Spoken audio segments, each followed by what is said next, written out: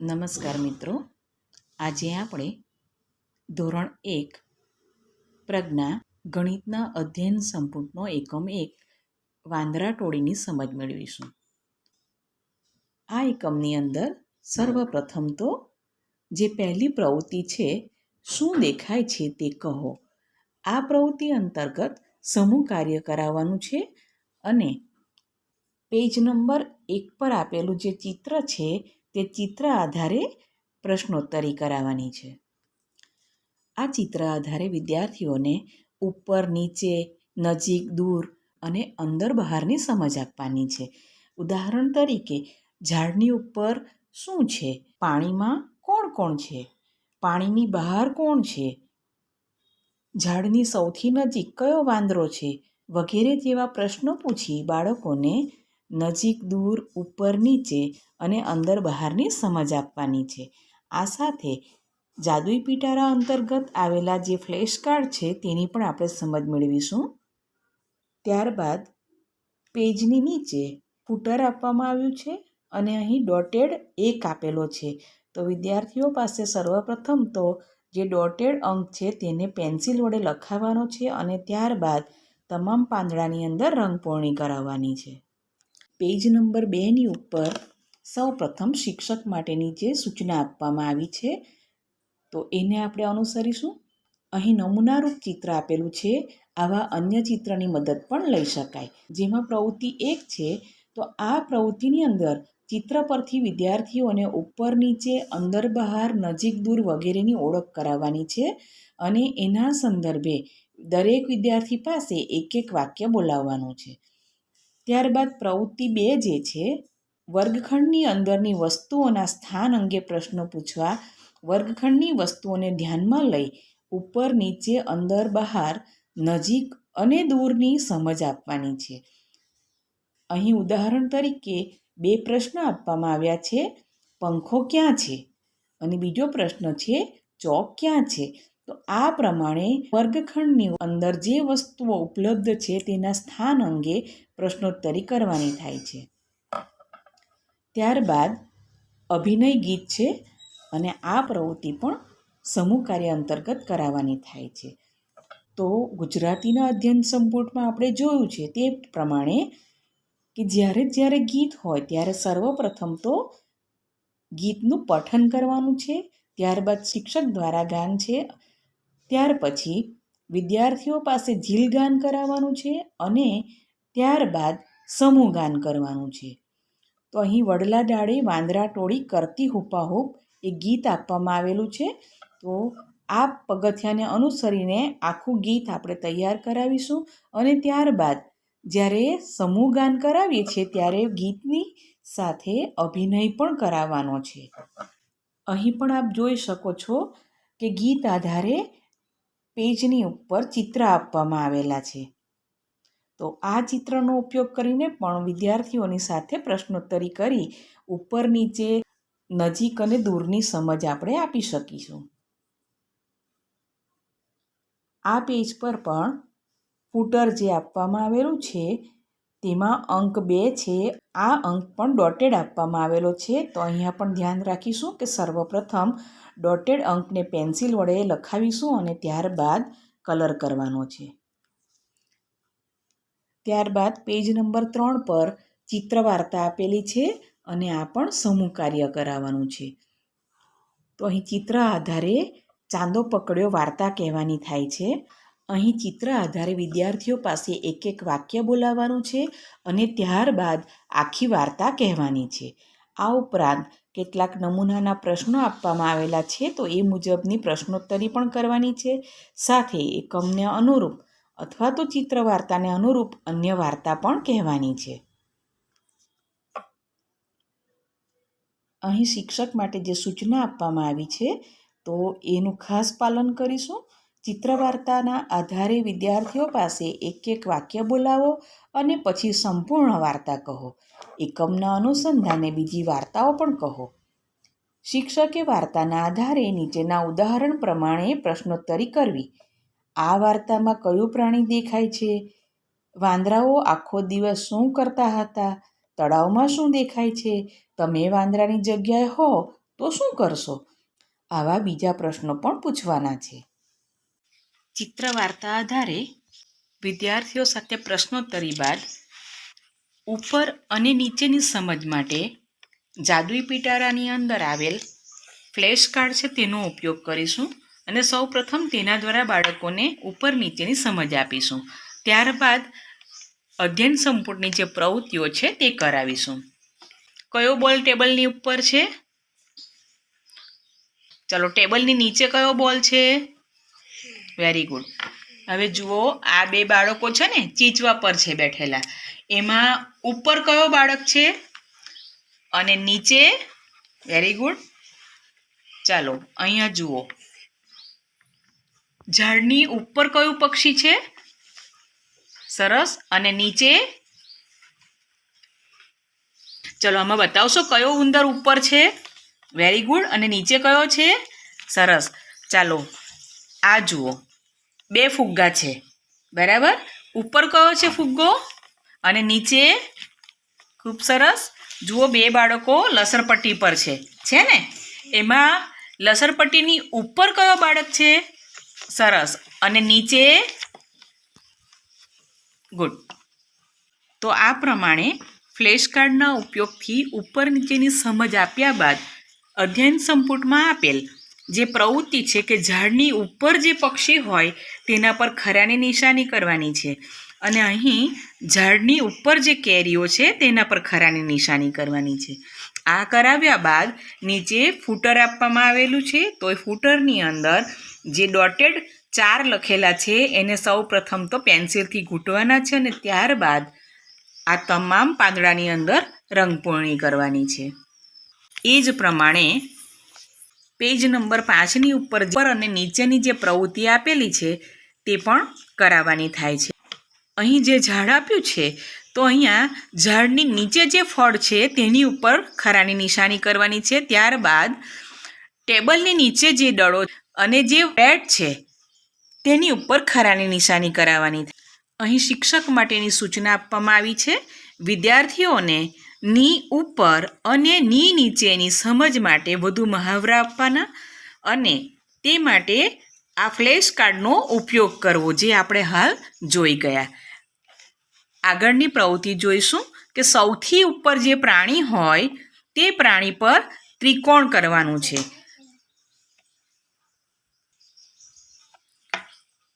આ પ્રવૃત્તિ કરાવતા પહેલાં પણ જાદુઈ પિટારા અંતર્ગત જે ફ્લેશ કાર્ડ આવેલા છે તેના મહાવરાથી બાળકોને સૌથી ઉપર અને સૌથી નીચેની સમજ આપીશું. ચાલો, સૌથી ઉપર કયો બાળક છે આમાં? Very good. અને સૌથી નીચે?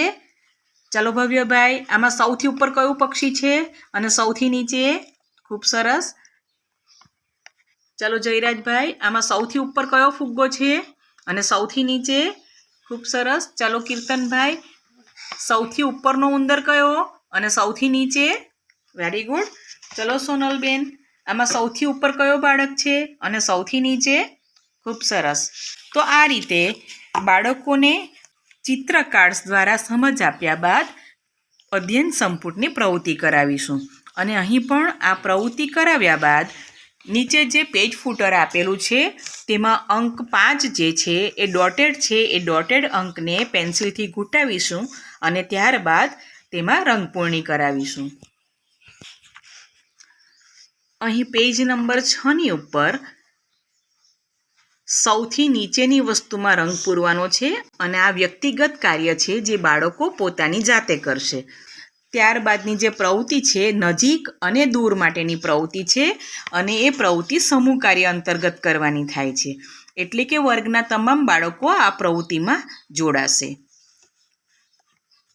અહીં જે ચિત્ર આપેલું છે તેને આધારે ચિત્ર વર્ણન બાજુમાં આપવામાં આવેલું છે. વાંદરા નદીમાંથી બહાર નીકળીને સવારે જમવાનું શોધવા નીકળ્યા. કૂદતા કૂદતા કેટલાક વાંદરા તળાવની નજીકના જાંબુના ઝાડ પર જાંબુ ખાવા ગયા, તો કેટલાક વાંદરાઓનું ટોળું પર્વતથી દૂર કેળાની વાડીમાં કેળા ખાવા માટે ગયું. તો અહીં જે ચિત્ર આપેલું છે એ ચિત્ર દ્વારા પ્રશ્નોત્તરી પૂછી નજીક અને દૂરના સંબંધને સ્પષ્ટ કરાવવાનો થાય છે. તે માટે જે નમૂનારૂપ પ્રશ્નોત્તરી આપેલી છે એ ઉપરાંતના અન્ય ચિત્રો અને વસ્તુઓ દ્વારા બાળકોને દૂર અને નજીકની સમજ આપવાની થાય છે. ત્યારબાદ પેજ નંબર 7ની ઉપર નજીક અને દૂર માટેની જે પ્રવૃત્તિ આપી છે તે વ્યક્તિગત કાર્ય છે અને આ પ્રવૃત્તિ માટે પણ જાદુઈ પિટારા અંતર્ગત આવેલ ફ્લેશ કાર્ડનો ઉપયોગ કરીશું. આ બેમાંથી કઈ નાવડી દૂર છે અને નજીક? Very good. ચાલો, આમાં કયું કૂતરું ઝાડની નજીક છે અને ઝાડથી દૂર કયું છે? Very good. આમાં ધજાથી નજીક હોય એ કઈ છોકરી છે? Very good. અને દૂર? ખૂબ સરસ. દૂર કયું ઝાડ છે અને ઘરથી નજીક? ચાલો, સૂરજ દાદાથી દૂર હોય એ પક્ષી કયું? ખૂબ સરસ. અને સૂરજ દાદાની નજીક? Very good. તો આ પ્રમાણે ફ્લેશ કાર્ડની મદદથી દૂર અને નજીકનો ખ્યાલ સ્પષ્ટ કરવાનો છે અને શિક્ષક માટેની જે સૂચના આપેલી છે તે ફરજિયાતપણે વર્ગખંડની અંદર પાલન કરવાની છે. ત્યારબાદ પાન નંબર 8 ઉપર સૌપ્રથમ તો શિક્ષક માટેની માર્ગદર્શિકા આપવામાં આવી છે. અહીં વિદ્યાર્થીઓને અંદર અને બહારની રમત રમાડવાની છે. જ્યારે ઘરની અંદરની વસ્તુનું નામ બોલાય ત્યારે વિદ્યાર્થીઓ હાથ ખુલ્લા કરશે અને જો ઘરની બહારની વસ્તુનું નામ બોલાય તો વિદ્યાર્થીઓ હાથ ઉપર કરશે.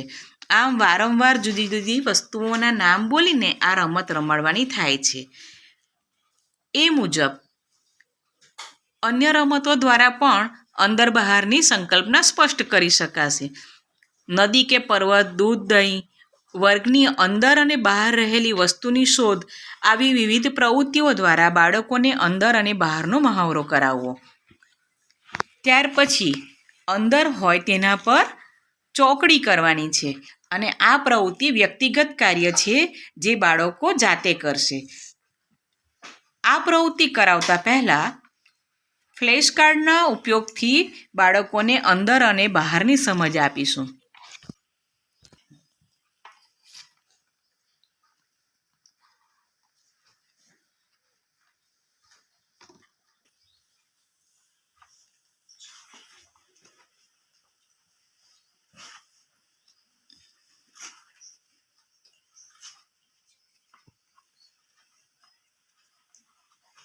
ત્યારબાદ પેજ નંબર 9ની ઉપર જે પ્રવૃત્તિ છે તે વ્યક્તિગત કાર્ય છે. આ પ્રવૃત્તિ પણ બાળકો પોતાની રીતે જાતે કરશે. અહીં ઘર બહારની વસ્તુઓ પર ખરાની નિશાની કરવાની છે. તો ઘરની બહાર જે જે વસ્તુઓ આપેલી છે તેના પર વિદ્યાર્થીઓ ખરાની નિશાની કરશે. ત્યારબાદ ટોપલીની અંદરના દડા પર ખરાની નિશાની કરવાની છે. અહીં ટોપલીની અંદર અને થોડા દડા બહાર આપવામાં આવેલા છે. તો ટોપલીની અંદર રહેલા દડાઓને ઓળખી બાળકો તેના પર ખરાની નિશાની કરશે. ત્યારબાદ આ પ્રવૃત્તિની અંદર ખોખાની બહારની જે વસ્તુઓ છે તેના પર ખરાની નિશાની કરવાની છે. નીચે શિક્ષક માટેની સૂચના છે. થેલીનો ઉપયોગ કરી અંદર બહારની પ્રવૃત્તિ કરાવો. મેદાનમાં જઈને અંદર બહારની રમત રમાડો. ત્યારબાદ અહીં પ્રાણીઓની ટ્રેનના ચિત્રને આધારે આગળ પાછળની સમજ આપવાની છે. વાંદરાના ટોળામાંથી એક વાંદરાના બચ્ચાનો જન્મદિવસ હતો એટલે તેણે જંગલના પ્રાણીઓને પાર્ટી આપી. પાર્ટીમાં સૌ પ્રાણીઓ ભેગા થઈ ટ્રેનના ડબ્બામાં બેસી ગીત ગાવા લાગ્યા. અહીં આપણે જોઈ શકીએ છીએ કે ટ્રેનની અંદર ઘેટું, રીંછ, મગર, હાથી, વાઘ, જીરાફ અને સસલું બેઠા છે.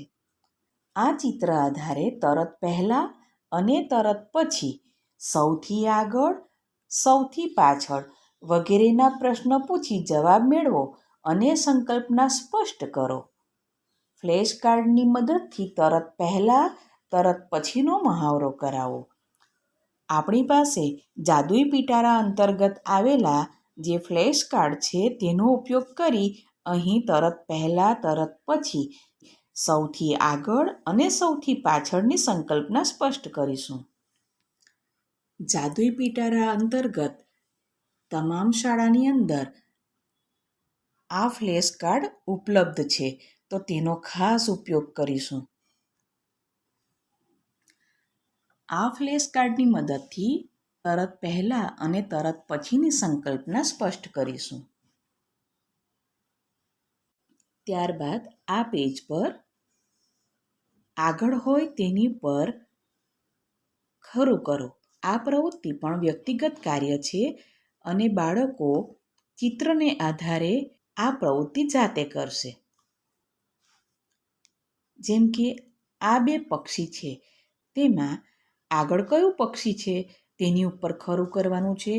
એ જ પ્રમાણે બે કાચબા છે, એમાં આગળ કયો કાચબો છે, જે કાચબો આગળ હોય તેના પર ખરું કરવાનું છે. અહીં બે કૂતરાના બચ્ચા દોડી રહ્યા છે, તેમાં કયો કૂતરો આગળ દોડે છે તો તેના પર ખરું કરવાનું છે. એ જ પ્રમાણે અહીં બે વાંદરાના ચિત્ર છે, તેમાં કયો વાંદરો આગળ છે તો તેના ઉપર ખરાની નિશાની કરવાની છે. ત્યારબાદ નીચે આપેલા જે 4 ચિત્ર છે તેમાં જે પાછળ હોય તેની ઉપર ખરાની નિશાની કરવાની છે. અહીં 2 માછલીના ચિત્ર આપવામાં આવેલા છે.